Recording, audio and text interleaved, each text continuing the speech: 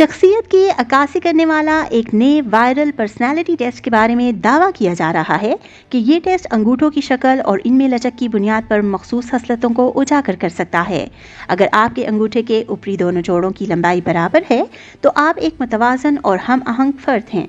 अगर आपके अंगूठे का पहला ऊपरी जोड़ बीच वाले जोड़ से लंबा नजर आता है तो आप हर चीज़ या काम में कामलियत पसंद करते हैं। अगर अंगूठे का बीच वाला जोड़ पहले वाले से ज़्यादा लंबा है तो आप मेहनत और लगन को सबसे ज़्यादा अहमियत देते हैं। अगर आपका अंगूठा आसानी से पीछे की तरफ मुड़ जाता है तो ये एक लचकदार और मुवाफ़क़त पसीर शख्सियत को ज़ाहिर करता है।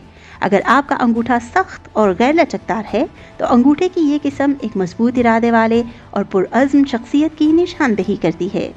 मज़ीद दिलचस्प वीडियो के लिए देखते रहें टी न्यूज़ 24 TV।